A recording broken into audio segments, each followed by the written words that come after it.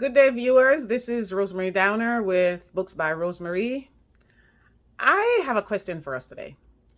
Why do so many of us live our lives nonchalant, non-attentive, as if the devil doesn't exist?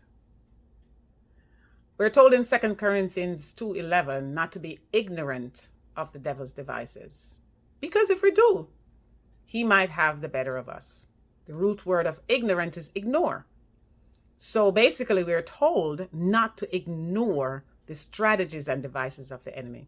There's an enemy out there that is after your soul, and you cannot ignore him. You cannot pretend he doesn't exist. And there's a war going on every day for your soul. So, if the enemy spends so much time studying us, learning our weaknesses, learning our idiosyncrasies, learning what we're good at, what we're not good at, where we're most likely to fail, why aren't we studying him?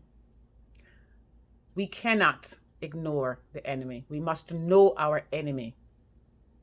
If we get into a ring to fight an opponent in boxing, before studying your opponent, knowing how they operate, their moves, you're going to get plummeted in no time. This is why the enemy is so successful with the same strategy over and over and over again in our lives. Because we don't study him, he studies us, and he realizes we come in unprepared. So going back to the scripture, let us not be ignorant. Let us not ignore. Let us not pretend he doesn't exist. Let us not be ignorant of his devices. With this also tells me, or us, that he has devices. He has strategies. He puts things together before he attacks us. And he's quite patient.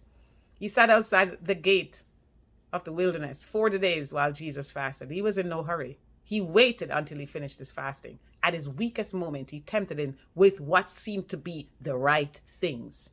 So yeah, we can pray, we can fast. He's in no hurry. He's waiting for us. We've got to know our enemy, or he will continue to win the battles against us.